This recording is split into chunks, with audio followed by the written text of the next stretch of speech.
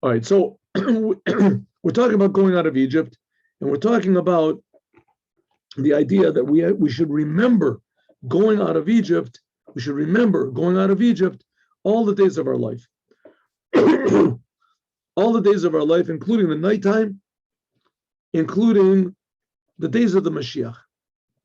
And this was what happened with the day that Rabbi Eliezer ben Azariah became the head of the Sanhedrin, the high court. Rabbi Eliezer ben Azariah, he was really only 17 years old, some people say 18 years old, when he assumed the position. He was too young, and miraculously, he received, his beard turned white, and he received the ages, some people say he received the soul of Shmuel, the prophet Shmuel, who of course had died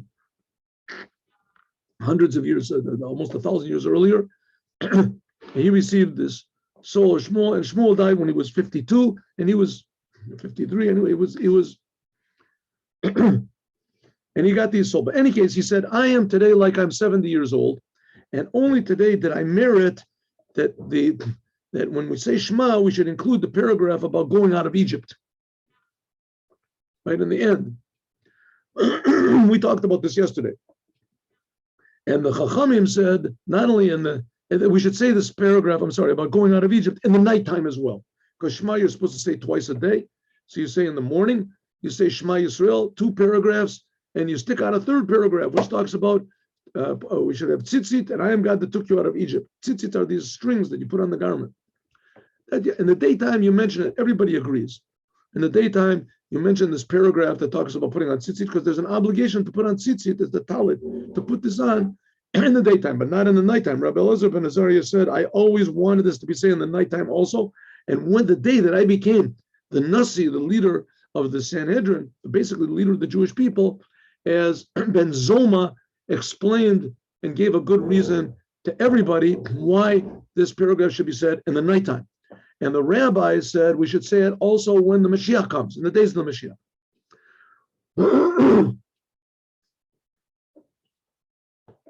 All right, what's so important about this? Going out of Egypt was renewed the whole idea of Geula, redemption. This opened up a pipeline that there could be such a thing as Geula, redemption, including also the future redemption. Okay, now, just a very short thing. What is Judaism is based on this idea that God took the Jews out of Egypt. God, the creator of the universe, is creating us now. He took the Jews out of Egypt. And he gave them his Torah. All the Jewish people took them all out, all the ones that wanted to go out. He took them all out, about 3 million people, took them out. That's the basis of Judaism. There's no religion or philosophy or nation or race or anything that has any similar story, even science fiction books, as far as I know. And if they did, they just copied the Torah. The Torah says that God took all the Jews out of Egypt. Okay, so what? Okay, so it took them out of Egypt. It worked so great. You have these other religions that they have billions of followers, right? Billions of followers. And the churches are packed, and the mosques are packed, and this and the Ganges River is packed, and who knows what. Right? All these believers. And in Judaism, that God gave personally his Torah. There's no better proof than that. And everybody saw it. Didn't work. And 40 days afterwards, right, they received the Torah. They saw God. God said, don't worship idols. They all worship the golden calf. So we see it didn't work. The whole thing didn't work. And we see the Jewish people are so messed up nowadays. I mean, excuse me for saying it, but the fact is they're all on everybody's on everybody else's throat, and that they can't get it together, and they don't know. And the leaders of Israel, the government of Israel, have no idea what a Jew is. They don't even know what a Jew is. They have no idea themselves. It's a Jewish state. They don't know what is a Jew. They don't know what to do. And the little bit they do know, they don't care. They reject. So what's the point of God taking us out of Egypt? What's the whole point? So the answer is that going out of Egypt, that began this whole idea of geula, of redemption in the world. And what is redemption? Redemption means revealing the creator in the creation. revealing the Creator in the creation. Geula means that a person, no matter how stuck he gets in the creation, it's possible for him to get out. A person, no matter how many handicaps he has, according to nature, he can overcome them in a way that's above nature. That's called Geula. That a creation can attach himself to the Creator. Geula. This refers to a Jew, this refers to a non-Jew, this refers to a nation, it refers to a city, it refers to a town, it refers to everything. It's possible for a person to totally go out of an impossibly closed situation. Geula, God brought it into the world. And eventually there's going to be what's called the future redemption by Moshiach, that there's not going to be any more troubles and difficulties and self-imprisonment and imprisonments and things like this, shortcomings. That's what God did when he took the Jews out of Egypt. He brought this potential, this possibility, even more, he brought the reality of it into the world. We have to make it, right? He brought the reality in the world. We saw that it actually happened. We just have to not ignore it. But in the future, it's going to be that God is going to be, it says, he'll rule forever and ever. Just like the Jewish people said when they went over the sea. You know, we're going to learn this in a couple of weeks.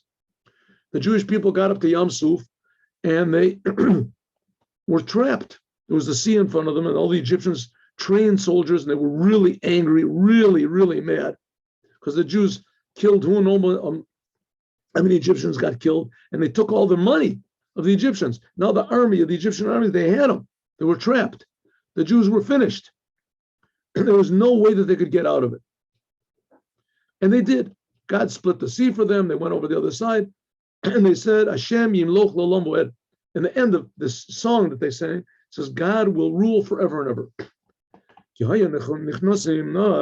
That if the Jewish people just would have had the same devotion and appreciation to God, if they would have maintained this same level of awareness of God as they had when they went over the sea, they would have gone immediately to the land of Israel. They would have received the Torah and went into Israel. But because they got mixed in other issues, it didn't actually come to being. The Jewish people worshipped the golden calf, and God got mad, and then they didn't want to go into the land of Israel.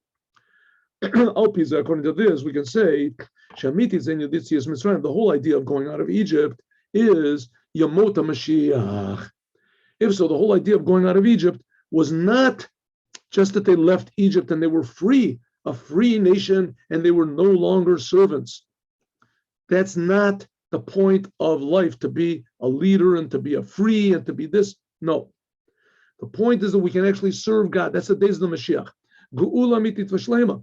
A true redemption, and mitit u'penimiyat ha'inyan. This is the true idea of Yomot HaMashiach.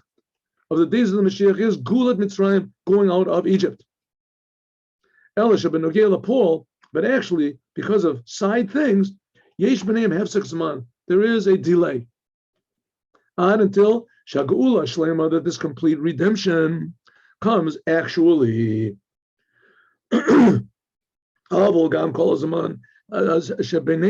the time, which is between going out of Egypt and now, which is like 3,300, whatever it is, 33 years ago, between going out of Egypt and the future redemption, which is supposed to come today. Maybe it already came today, and we're just busy with this class. We don't know about it. The third temple is dropped down into Jerusalem. Could be. It's going to happen. All of your in this world, you have to remember the day that you left Egypt. That all the days will have reshown from the first time we left Egypt, Migalas Mitzrayim, from the time of leaving Egypt until the future redemption, that it should be soon. All the days will be the days of going out of Egypt. Because going out of Egypt, this is the inside of the days of the Mashiach. The going out of Egypt, this was the seed. If you want to call it the soul of the days of the Mashiach. Okay, and therefore, Zechirat Yetzias Mitzrayim, going out of Egypt all the days of your life, this includes also the days of the Mashiach. Al Pizeh, according to this, Move and Gankin, we can understand Madua, why Mazkirim Yetzias Mitzrayim. Why do we mention going out of Egypt? All of the days, I mean, even in the days of the Mashiach. What did Rabbi Elazar ben Azariah say? All of my days I wanted that we should talk about going out of Egypt in the nighttime, in the Shema Yisrael. And finally I achieved that. And the rabbis, they achieved even more. They said even in the days when Mashiach comes also, we'll remember going out of Egypt. Even though that when in the future redemption, Mashiach, there's a Mashiach, why should we mention going out of Egypt back then? And then it was Matzav Gula. It's like a person remembering his kindergarten class, right? When he graduates to whatever is in nuclear physics. I remember every year I remember the first day I went into kindergarten. Why should you? Because I left, not kindergarten, first grade. I left first grade, kindergarten, I went into the first grade. That was, I left home and I went into kindergarten. First day I went to school. Same thing. Going out of Egypt was like, you went out of your, out of one place and you went into another place. That's going to bring the future redemption. The future redemption is the main thing. The main thing, this person has a degree in nuclear physics. Why should he always remember the first day when he went into kindergarten, when he left home? Says, especially because the future redemption is going to be incomparable to what happened when we left Egypt.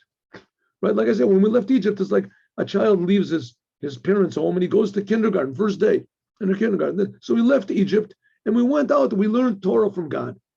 Right?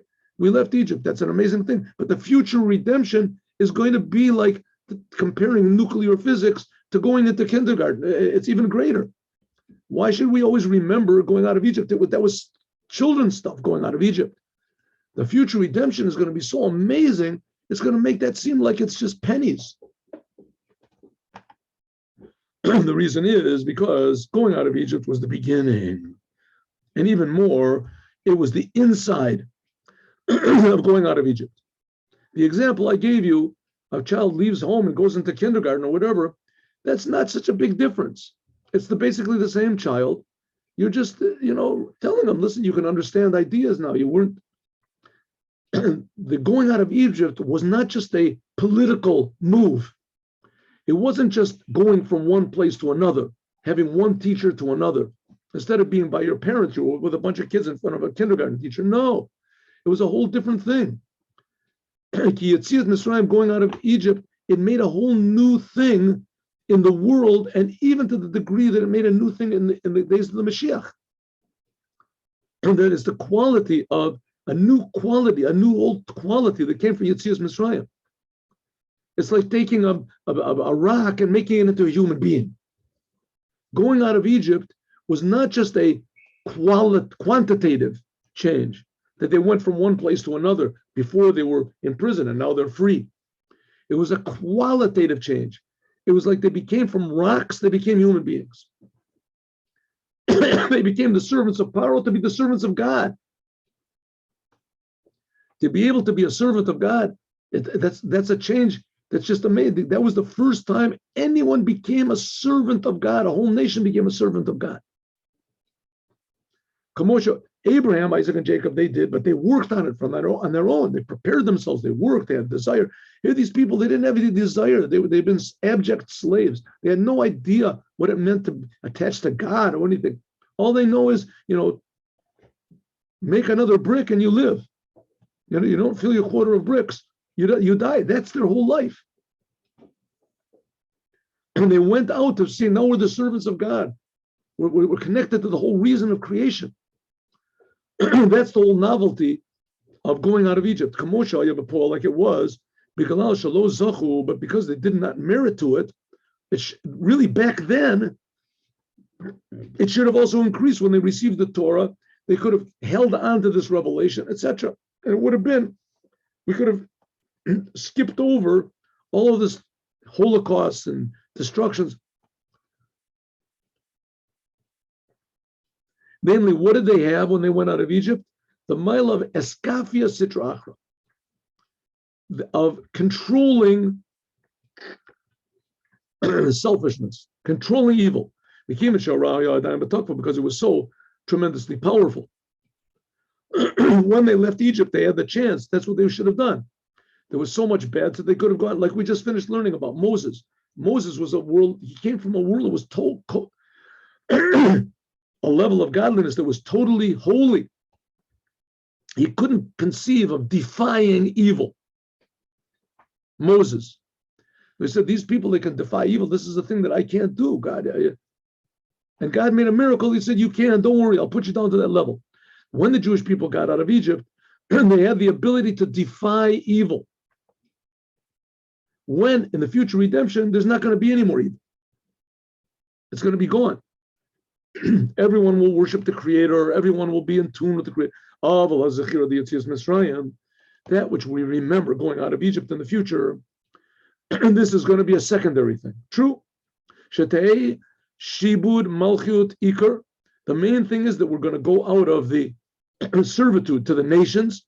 V'yatziat Mitzrayim Tafelo. And going out of Egypt, that we went back then, will be secondary. We remember how we went out of Egypt back then. And now we're going out of all the difficulties, the terrible governments we have. But the main revelation is going to be the Geula Shlema. Shalamayla Mikol Medida Vagbala. Eventually, there's going to be a tremendous revelation of God, which is above any description, any definition. Ella Sheyacharim Zeh, but together this, we will still continue to remember the going out of Egypt. Why? Ki Amayla the Geula Shlema, because this thing of the future redemption, which is above any limitation whatsoever, in a way, Ruach Hatuma Avir Min Oretz says there's not going to be any more bad in the world. There's not, and eventually there won't even be any more death.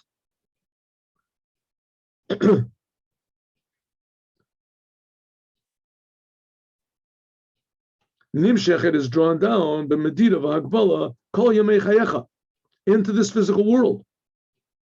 That's the thing of what we say of defiance, going out of Egypt, how we defied evil.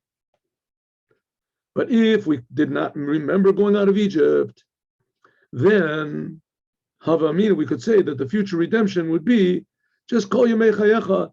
It would be missing from Kol Yamei Chayecha B'Olam Hazeh. Okay, what's the Rebbe saying?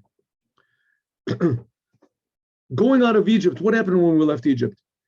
They still had to defy evil. They still had to work in the world and ignore the world. But they had to be in the world. They had to do good, even though they had a desire to do bad, and there was temptation to do bad all around them when they left Egypt. True, they destroyed Egypt, but evil still existed. They were still in the world, and they were supposed to have worked little by little to defy. So when they left Egypt, they still had the obligation to defy this world. So they were in the world. The future redemption, we won't have that. We won't have that bad. We'll be out of the world. The world won't have any effect on us. So the Rebbe, that's wonderful, but in a way, that's not exactly what we want. What we want is, like we said before, that everything will be joined together, like what God did to Moses. He let Moses retain his high level, but he also gave him the ability to be in this world, speak, etc. What does God want? God wants what we call a dira b'tachtonim. God wants this world to be a dwelling for him. In other words, the physical world as it is, all the things in this world which could potentially be used for bad, to use it for good. True, and when Moshiach comes, there won't be any urge to do bad. There won't be any incentive to go against God. True, there won't be. So we won't have to defy, but we have to remember that this world exists, and we have to still value that power of defiance that we had when we left Egypt, because it dealt with the physical world. And the physical world is very important to God. And if we wouldn't remember going out of Egypt and we would just totally leave and disattach ourselves from this defiance, because it's not necessary, it won't be necessary in the future. But what will happen is that the whole redemption will be above the world. We'll be floating above the world. It could be that we won't have any effect on the non-Jews. We'll say, let them do whatever they want to, right? We're the holy people. We're with God. Everybody will bow down to us. That's not what we want. What we want is that the whole world should recognize and know. In order to do that, we have to be attached to the world. And that's what it means, remember going out of Egypt. Even in the days of the Moshiach. Now we can understand the whole novelty, what the Chachamim said, that they said, you have to remember going out of Egypt all the days of your life, including the days of the Mashiach. What did they add to what Ben Zoma said? Ben Zoma said, you have to remember going out of Egypt, even in the nighttime. So Ben Zoma was saying you have to remember going out of Egypt, even in the nighttime, means even now that we're in exile. Let's see. Nosaf al-Dibur Ben Zoma, in addition to what Ben Zoma said, that we have to remember going out of Egypt all the days of our life, even in the nighttime, even in the time of exile. In other words, what might you think? What Ben Zoma came and said, you have to remember going out of Egypt, even now we're in the exile. Now that we're in the exile, we just have to forget about it, let God do everything. Ben Zoma said, no, even now in the exile, we have to remember going out of Egypt, we have to defy the evil. We can't let God do the whole thing, because God doesn't want to do the whole thing. He wants us to do it. We have to mention, even in the nighttime, going out of Egypt. And the Chachamim came and they said that you have to, not only in the nighttime, in the time of exile, but also in the time of redemption. All of your life in this world, namely the days, or even the nighttime, in the time of exile. That's one thing. But in addition to this, going out of Egypt, namely the redemption back then, there wasn't a complete redemption like it was back then, but you also have to have another level of going out of Egypt, like it's going to be true in the days of the Mashiach. A true redemption that's not going to be after it any exile. Okay, what do you mean? In other words, even when Mashiach comes, and Mashiach is going to make all the Jews, he'll build a third temple, and all the Jews will suddenly realize, wow, I'm a Jew. And they'll all come back to godliness. They'll all come back to Judaism themselves. I want to tell the story. I told the story last night. We have a class that we learn with these people in Germany, but I'll tell you the story also. I told the story, and I'll tell this because I think it's very powerful. And to tell you the truth, I don't remember if I told you the story or not, but I'll tell it to you anyway, because it's a good story. I mean, for sure, I heard it before, and I'm telling it to myself again, so you can hear it again. A professor told the story. This professor's name was Biederman. That's all they knew that I was told. And this Professor Biederman, he was a Chabad Chassid. And he believed in God, did Torah and commandments. And he was a professor in something, I don't know, archaeology, something. And he had a very good friend, very close friend, that was a professor in like history or something. And he was a genius. His friend was a genius. But his friend was a true apostate, a true, what they call apikoros. He hated religion. He hated especially Judaism. He was against Torah, against the commandments. It was all from the dark ages. It was limiting. You were preventing people from opening up their minds and living their true lives in a free way and an open way. And he was an intelligent, this apostate.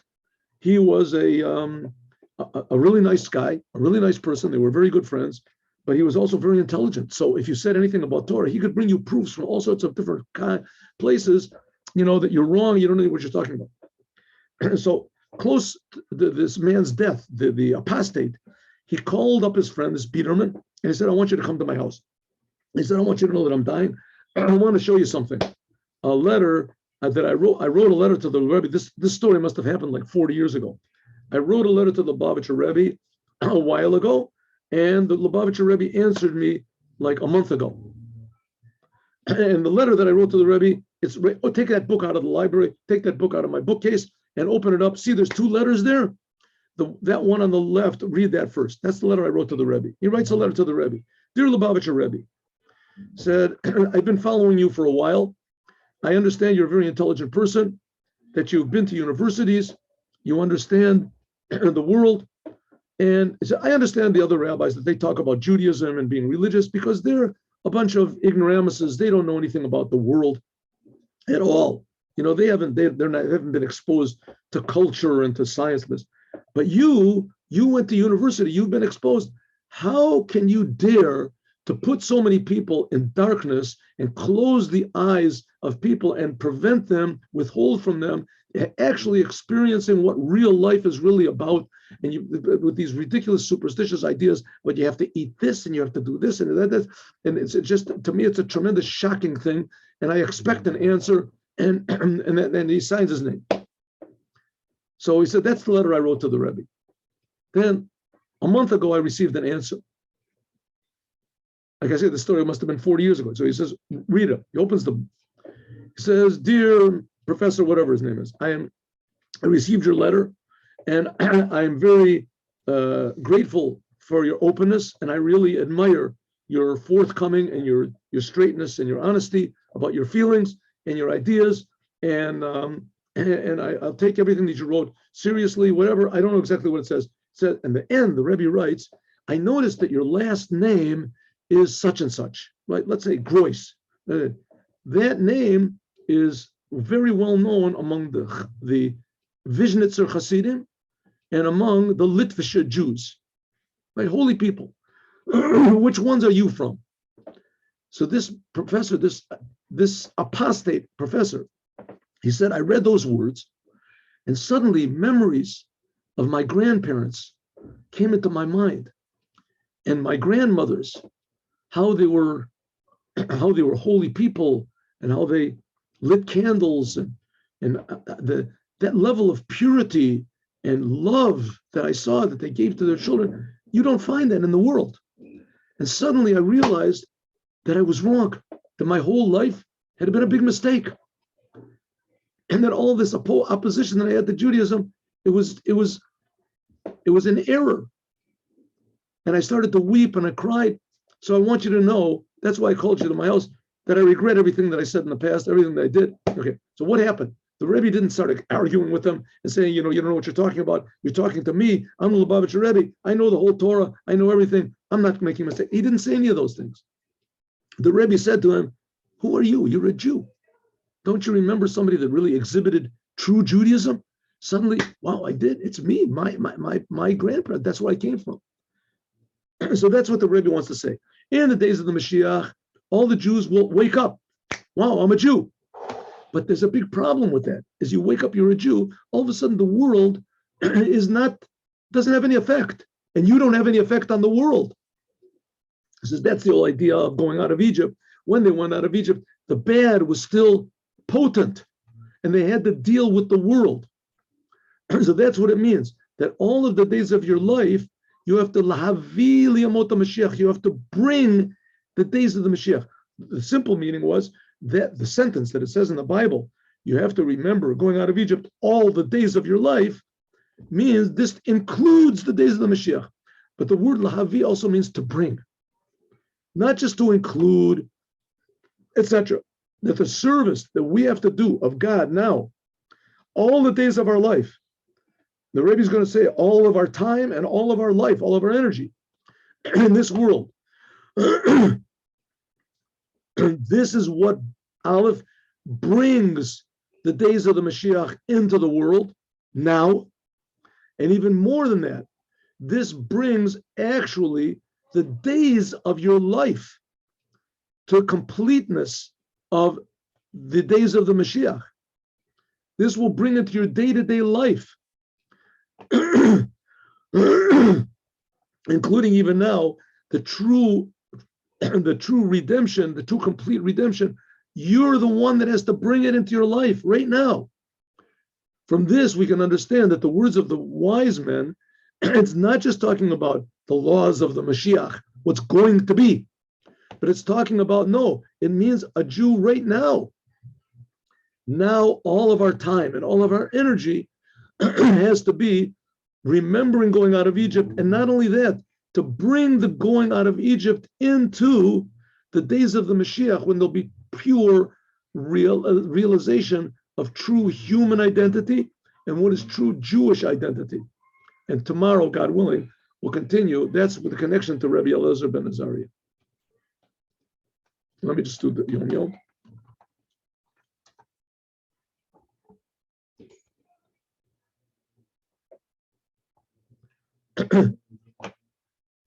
Okay, this Shabbos is going to be Nittelnacht, and we'll talk about this a little bit, but I'll talk about it a little bit now. Nittelnacht, I heard from my father to avoid adding vitality. Okay, it's like this. There's this religion in the world called Christianity, and Christianity claims that it's based on the Torah.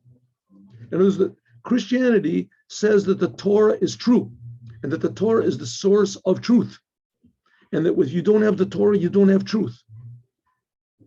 So in other words, they rely their whole power. There's like 2.5 billion Christians in the world, right? There's like a billion and a half Catholics and other types. So, and their whole entire life and their whole entire power comes from the Torah. Okay, it's true that they misinterpreted the Torah and they twist the words around and they're totally wrong about everything that they learned from the Torah. Well, not totally. I mean, they do have good things that they learned from the Torah. For instance, in their book, their Gospels, there's no commandments. It doesn't say you can't kill, you can't steal, you can't rape, you can't, doesn't have any commandments in that book. There's just one commandment. You have to believe in this guy. If you don't believe in him, you burn in hell. There's only one commandment. Where do they get all the other 10 commandments, right? About not stealing and honoring your parents and those, that all comes from the Torah. So they did take that from the Torah, but other things they decided to change around, like the first of the 2 of the 10 commandments, right? That I am God that took you out of Egypt. Don't worship any other God. That they sort of overlooked that one. Nevertheless, the fact is that the whole power of this really evil, listen, religion is good. Religion is a good thing. Religion is better than atheism. Religion, at least you know there's something above you, right? That's a religion in general is good. All the religions are basically the same thing, basically. But Christianity has a big, how do you say, a big evil side to it. And that is that it has to destroy Judaism. It has to hate the rabbis. It has to hate the true interpretation of the Torah. It has to destroy it. As long as there's one Jew that really believes in the true interpretation of the Torah, it's like a thorn in their eye. So you have to destroy it. But nevertheless, the fact of the matter is this whole evil force, which is called Christianity, its truth comes from the Torah. So according to the Ashkenazi, they say you should not learn Torah on that night because it adds energy to Christianity. So therefore, there's going to be this coming Shabbat in the night, only in the nighttime, and from the time the sun sets until midnight. Only, so you're not supposed to learn Torah. That's called Nittelnacht, like an empty night. My father said those students that they can't stand not learning Torah those 8 hours, and they feel they must learn Torah, said, I don't envy them. And this applies only until midnight, not learning the Torah. So this Shabbat is going to be Nittelnacht. We'll talk about it more. A sort of a, how do you say, unpleasant subject to talk about, but necessary. What can we do? That's the way we are in exile. Have a good day with Moshiach. Now, God willing, we'll learn at 3 o'clock.